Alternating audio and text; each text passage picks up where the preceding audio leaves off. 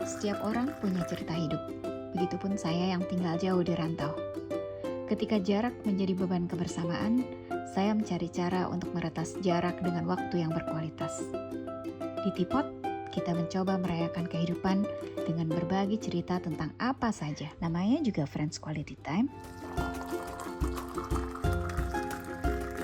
Nah, ini waktu Indonesia ngeteh loh. Ngeteh yuk.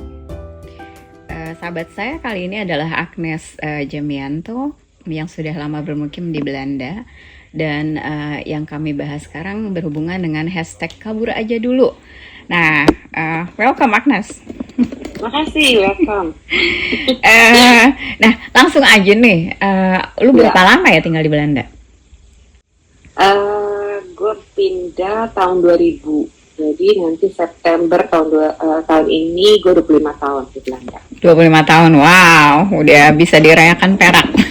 Oke. Iya, pesta perak. Iya. Nah, sekarang gini. Banyak orang saat ini di Indonesia mempertimbangkan untuk tinggal di luar negeri. Nah, kita soal negara-negara yang lain itu bahasannya nanti deh ya. Tapi yang jelas di Belanda deh, sebenarnya semudah itu nggak sih untuk tinggal di Belanda untuk orang-orang dari Indonesia?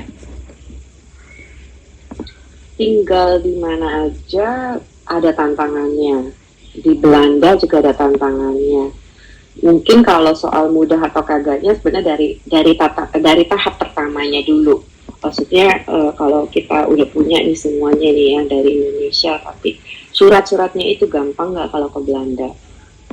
Kalau hanya mau pindah doang, sepertinya sih susah. Tapi kalau saya kan dulu karena saya menikah sama orang Belanda, jadi urusan suratnya lebih gampang. Tapi setelah pindah, itu sebenarnya banyak sekali bayangan yang tidak seperti yang kita bayangkan waktu masih di Indonesia, pas sudah di Belanda. Jadi memang susah, tapi harus dijalanin karena memang dimanapun yang namanya negara baru, rumah baru, bahasa baru, semuanya ya susah gitu loh. Tapi ya mungkin karena jadi jalanin, jadi akhirnya bisa gitu loh. Oke. Nah, sekarang kalau seandainya ada orang yang nanya nih, tipsnya apa sih untuk mempersiapkan pindah ke Belanda? Open minded. Terus jangan terlalu banyak ngebandingin, karena kalau saya lihat kan kita tuh demen banget ngebandingin. Oh, waktu saya di Indonesia saya bisa begini.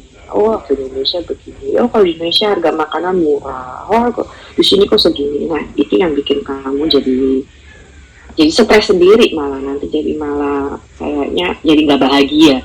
Jadi mendingan kita gini. Oh ya udah, di Indonesia tinggalin di belakang.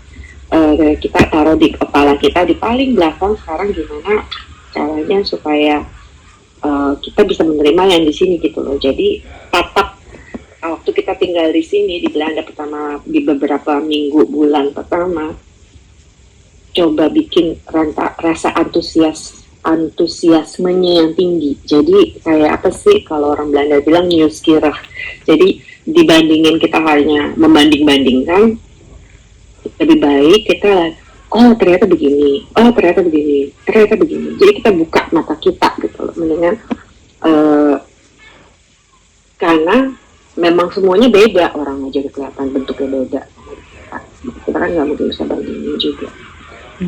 Jadi open minded itu yang paling penting.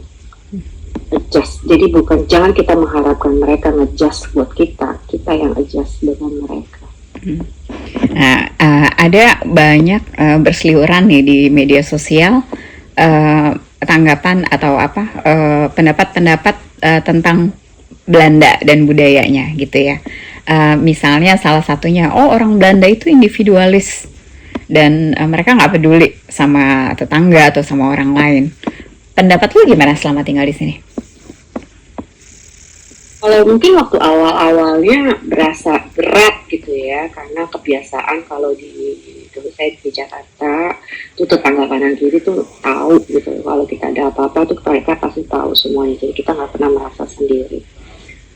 Tapi sebenarnya malah banyak juga bagus ya, karena bukannya berarti mereka nggak mau kenal kita gitu. Memang sih ada juga tetangga yang gitu ya benar-benar individual banget gitu.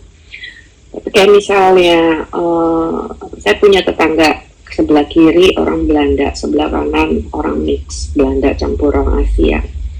Waktu saya kesusahan untuk butuh bantuan, yang orang Belanda ini malah yang dengan langsung gitu loh, begitu saya tanya langsung, oh tenang, saya bantuin, gini.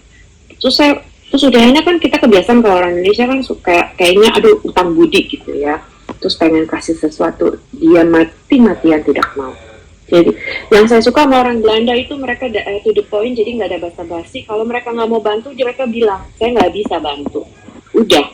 Dan kalau mereka bisa bantu, dia akan bantu.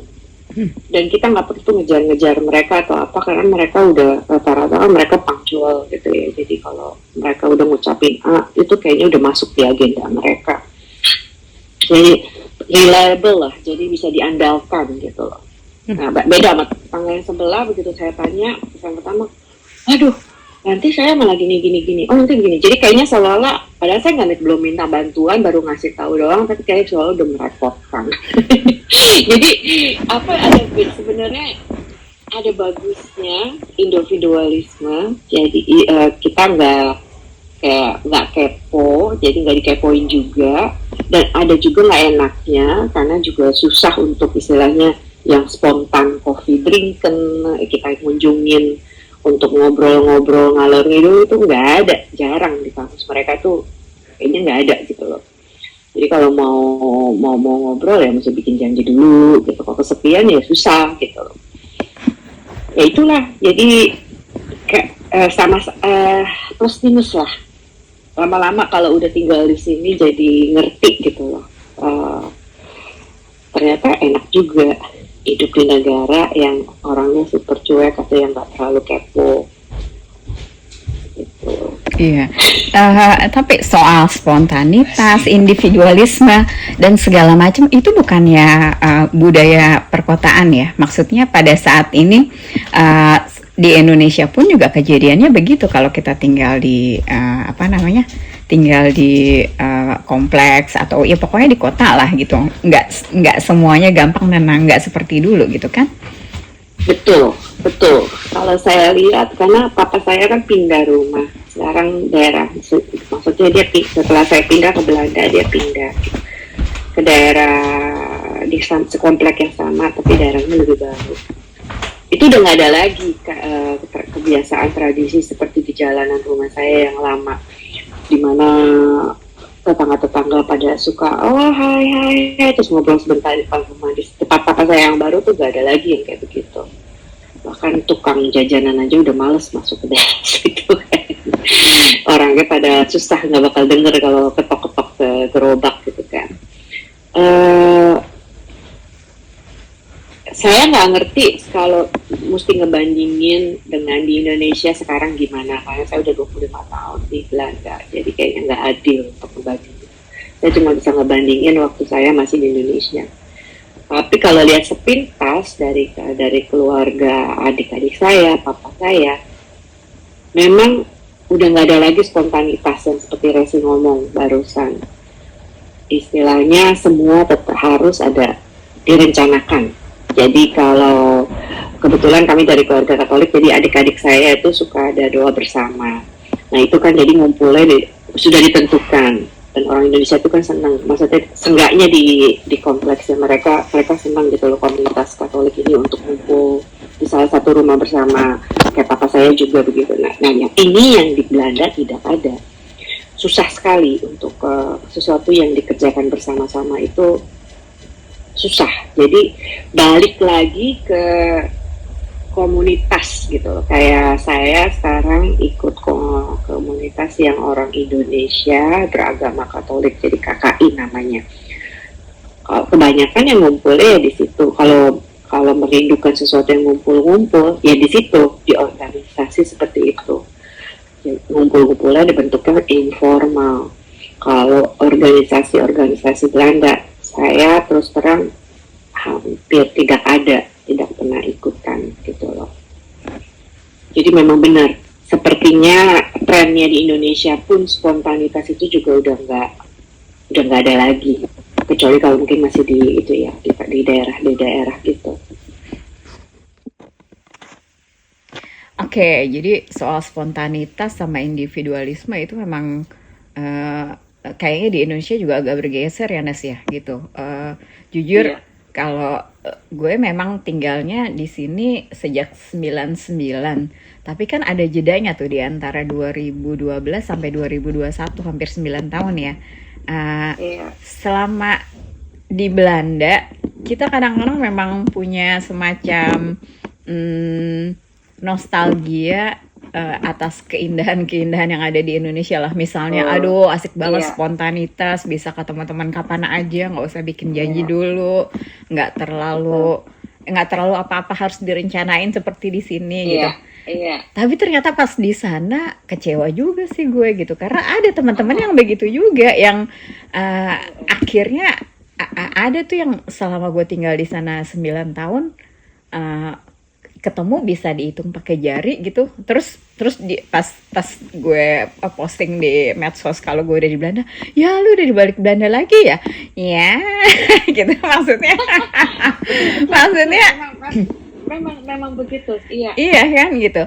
Uh, Ternyata nggak jauh beda juga karena kita juga udah mulai bergeser gitu kan cara hidupnya gitu. Terus soal apa namanya kebiasaan di Belanda, awalnya jujur gue juga agak apa ya, agak berkeberatan gitu loh sama temen aja pakai janji. Kan kita mau curhat-curhatan, mau curhatnya sekarang gitu. Kalau baru 2 minggu lagi perasaannya udah beda gitu kan. udah nggak in the mood lagi ya. Udah telat gitu. Cuma Iya, uh, akhirnya paham juga kalau gini sih, ketika kita memang udah punya janji nih kapan ketemu, jam berapa, orang itu akan benar-benar nyediain waktunya dan khusus buat kita gitu. Sementara kalau di Indonesia kesana memang spontan, cuma pernah gak sih lo ngalamin juga, ya udah datang-datang aja tapi sebenarnya kita disambi-sambi gitu loh sambil ngerjain yang lain gitu. atau dia ngomong begitu karena dia merasa nggak enak. Iya, Jadi betul. dia itu jadi mengorbankan sesuatu yang lain yang sebenarnya tidak mau dia korbankan. Hmm, Tapi karena dia ada perasaan nggak enak kalau dia nolak lo datang, hmm, jadi dia bilangnya begitu, datang aja gitu, hmm, hmm, sebentar. Aduh, ngomongnya gitu kan, kadang-kadang ada sebentar gitu kan. Terus sebenarnya memang dia harapkan sebentar, tapi hmm, kadang-kadang kalau kita lagi butuh atau curhat kan lupa. hmm, Gue emang begitu, Res, memang benar apa yang lu ngomong. Kita kadang-kadang kita pikiran kita tuh selalu, wah enak ya waktu dulu gue bisa begini ngumpul sama temen setiap minggu gitu. Tapi kita lupa life goes on kan. hmm, Setiap orang punya hidup masing-masing lagi. Setiap orang punya perjuangannya sendiri. Setiap orang punya kesibukannya sendiri. Jadi nggak apa yang waktu kita di titik yang waktu kita tinggalin terus kita pindah ke Belanda sama di titik teman-teman kita saat itu, habis itu kan titiknya itu bikin garis masing-masing kemana-mana, ke kiri, ke kanan, ke depan, apa segala macam, kita kemana. Nah di situ tuh kemungkinan kita punya development, kita punya perkembangan, nggak lagi seperti, nggak sama lagi gitu loh arahnya sama yang waktu sebelum kita tinggalin. Karena kayak gue waktu ninggalin Jakarta itu kan gue kerja berapa tahun ya, sekitar 4 tahunan udah. Terus kan teman-teman juga semua masih dalam istilahnya perjuangan pekerja.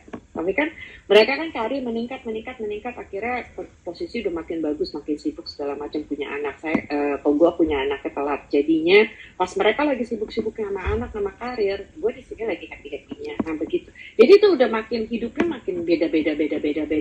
Sampai akhirnya begitu setiap kali gue balik pun jadi, oh ya ternyata udah rada beda juga kebutuhannya untuk ngumpul aja tuh nggak bisa lagi kayak istilahnya zaman dulu seminggu sekali bisa ngumpul atau kapan aja bisa ngumpul, nggak bisa. Padahal dulu kan kalau kita ingat-ingat telepon aja nggak ada gitu loh, handphone aja kayaknya aduh itu sesuatu yang bangga gimana banget. Sekarang kan apa-apa gampang, itu susah banget. Bahkan teman-teman gue pun kalau gue nggak pulang ke Indonesia itu mereka nggak ngumpul gitu. Jadi istilahnya mereka baru ngumpul kalau gue datang ke Indonesia. Nah kalau gue berapa tahun nggak datang, ya mereka ngumpul. Kemarin ini 7 tahun gue nggak pulang, mereka paling ngumpul cuma 2 kali kali selama itu. Iya, iya, iya, iya. Ya begitulah realitanya ternyata gitu ya. Iya, Nah, nah realitasnya. intinya jadi sebenarnya dari yang kita obrolin tadi ada dua hal penting yang bisa digarisbawahi ya. Satu, uh, dimanapun atau kemanapun atau dalam hal apapun kita sebenarnya lebih baik jangan berekspektasi daripada kecewa ya nggak, kita hadapi Iya, hadapi aja gitu kan. Terus betul, betul. dua sebenarnya gini, betul seperti yang lo bilang gitu, ingatan kita tentang kenangan sama teman itu kan kadang-kadang berhenti di saat itu, di saat kita pergi ya, sementara waktu Iya, berjalan terus dan mereka iya, mereka berubah, kita pun berubah, zaman betul. juga berubah gitu. Iya, Ya itu yang nggak boleh kita lupakan juga gitu, karena perubahan itu justru yang kita harus aware gitu supaya satu nggak kecewa, betul. keduanya lagi lebih berkesadaran untuk nggak terlalu apa ya, seperti berangan-angan yang wah, enakan di Indonesia daripada di Belanda. Nah, sementara waktu di Indonesia mungkin orang-orang yang mikir untuk kabur aja dulu, sekarang juga oh enakan di Belanda daripada Indonesia. Selalu tempat yang kita nggak punya itu lebih enak kayaknya Betul. gitu ya. Kan itu yang dibilangnya rumputnya tetangga lebih hijau. Lebih hijau, iya benar benar benar. Benar banget. Lebih hijau dari rumput kita. Benar benar banget. Nah, terus ada juga sih ungkapan begini Nas, Indonesia tuh surga gitu ya, tapi kalau lo punya banyak duit alias kaya dan sehat, pendapat lo gimana? Setuju. Setuju banget. Mungkin karena gue gede lahir di Jakarta ya, jadi gue nggak punya kampung. Mungkin buat orang yang punya gede atau lahirnya di desa beda pendapatnya. Jadi gue nggak mau nyamain, nggak mau generalisasiin. Tapi kalau ini buat gue benar, karena gue lihat dari pengalaman tante-tante gue, keluarga gue, semuanya begitu. Kalau lu nggak punya duit di Indonesia atau lu sakit, amat lah. Apa mesti pasrah aja. Entah nungguin BPJS yang nunggunya lama banget untuk nungguin operasi ini berbulan-bulan, atau belum mesti jual segala macem pakai tabungan udah habis berapa ratus juta segala macem untuk ngobatin diri lo. Kalau lo nggak punya duit ya sudah, game over. Istilahnya kalau lo sakit di Jakarta, yang lo mesti pikirin saat itu selain pilih dokter yang mana yang bagus, dan yang kedua lo ada dananya nggak, ada duitnya nggak. Beda sama di sini.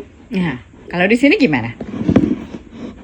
Kalau di sini nggak ada tuh kepikiran lu punya duit atau kagak. Kayak misalnya waktu laki gue sakit, gue kasih tahu keluarga gue, bokap gue langsung, Nas, kalau kamu butuh uang, kasih tahu papi ya. Gue sampai, aduh papi, itu sama sekali nggak ada, itu nggak ada di list worry gue gitu saat itu. Karena di sini memang nggak ada itu kamusnya lo yang berhubungan dengan uang tuh nggak ada gitu. Lo ke rumah sakit nggak pernah akan pikir ditanyakan apapun tentang yang berhubungan dengan keuangan tuh nggak ada. Yang pokoknya di rumah sakit di sini ya kekhawatiran terbesar adalah ada kamar atau kagak, nunggu berapa lama untuk ininya apa kayak CT scan atau apa. Tapi biasanya kalau itu memang udah parah, mereka juga akan ada prioritas karena mereka nggak ngelihat lu punya duit seberapa, mereka dengan gampangnya tinggal lihat oh ya lu penyakitnya begini harus ditanganin sekarang, berarti lu dapat prioritas. Kayak gue waktu itu ketemu ada kanker di ususnya, semua dari proses dia diketemukan kanker sampai dioperasi itu kayaknya cuma sebulan jangka waktunya, cepat sekali. Dicek gini persiapan gini itu pun karena kita mau liburan dulu 1 minggu, makanya ditunda. Oke, jadi di Belanda sebenarnya ketika orang perlu bantuan pengobatan, masalah finansial bukan kekhawatiran yang harus dipikirin lagi ya, karena semua memang wajib asuransi kan ya Nas ya. Nah, tapi soal di rumah gimana tuh Nas gitu? Kalau di Indonesia kan kalau misalnya ada orang yang sakit ya, terus kadang-kadang keluarga datang terus kan bantuin atau apa gitu. Terus di sana juga kan kita ada asisten rumah tangga. Di sini segala sesuatu sendiri, itu gimana tuh Nas? Gimana ya? Sama ini sih nggak ada berasa aduh berat banget gitu semua dikerjain sendiri. Jadi gue udah terbiasa untuk kalau ada yang mudah kenapa nggak pakai cara mudah. Jadi seperti itulah. Jadi kayak bisa di rumah juga punya apa penyedot debu kan kita banyak penyedot debu yang pakai kabel atau segala macam. Terus pas kita pindah ke tempat yang gue tinggal sekarang, uh, terus begitu apa namanya kita lihat oh ada produk baru ini yang nggak pakai kabel terus menyenangkan bisa sambil buat dipakai buat pel gitu kan tapi lihat harganya aja gila harganya mahal tapi terus laki gue bilang ya tapi gini sebelumnya kita kan kalau ngepel sejak kita pindah ke tempat yang baru kita nggak punya waktu itu ya masih waktu suami belum ketahuan dia sakit kita belum ada yang bantuin itu masih setengah mati juga ngurusin oh ini mesti ada mesti ngepel mesti ini aksil tubuh segala macam tapi akhirnya kita pikir secara praktis kalau kita punya ini semua gampang satu alat dan bisa gak lebih rutin untuk ya udah kita beli gitu walaupun invest pertamanya lumayan tapi kita pakai sekarang udah berapa tahun 3 tahunan lebih ya itu benar-benar istilahnya aduh salah satu produk yang memudahkan banget kalau mah itu bisa mungkin dipeles 1 bulan dalam setengah tahun kali kok orang udah kayak apa tahu juga ada punya alat itu dan jadi suami mengerjakannya dengan senang hati karena dia senang kan sama elektronik yang begitu-gitu maksudnya oh ini gampang dia nggak perlu macam-macam tinggal masukin air tinggal masukin sabun jadi, itu prinsip gue jadi lu kalau gue selalu berpikiran hidup lu jadi susah atau ruwet itu sebenarnya pilihan lu sendiri 90%. Ada yang memang orang nggak punya pilihan karena masalah keuangan atau apa atau kesehatan. Tapi kebanyakan itu pilihan lu sendiri. Jadi kalau dengar teman-teman yang, aduh gue pusing, gue mesti ke supermarket dulu, mesti belanja, mesti masak, mikirin masak, segala macam. Laki gue nggak doyan ini, anak gue nggak doyan ini. Itu pilihan lu kan untuk masak yang berbeda-beda. Itu pilihan lu kan untuk belanja sendiri ke supermarket. Benar gak Ren? Sebenarnya kalau lu nggak mau pusing itu lu bisa kan tinggal nyuruh orang pakai yang delivery atau apa kayak istilahnya Albert Heijn pakai Albert memang lebih mahal ujung-ujungnya di situ kita bisa meletakkan prioritas di mana gitu. Kalau memang nggak sanggup ya memang nggak sanggup tapi kalau memang istilahnya lu bisa kenapa enggak Ya, intinya pokoknya jangan bikin susah hidup sendiri ya, semua pilihan. betul betul Ya, oke. Nah, terus masalah pergaulan eh, dengan sesama orang Indonesia di sini gimana, Nes, pengalamannya? waduh gue terus terang nggak banyak bergaul sama orang Indonesia jadi gue temennya dari paling pas tahun-tahun pertama yang waktu itu kayaknya merindukan banget mencari karena masih muda aja jiwa muda gitu ya oh dulu apa cari pengen punya teman orang Indonesia jadi kan kita punya grup arisan ya Res yang Hmm. dulu juga salah satu anggotanya dan itu grup itu sampai sekarang yang masih teman-teman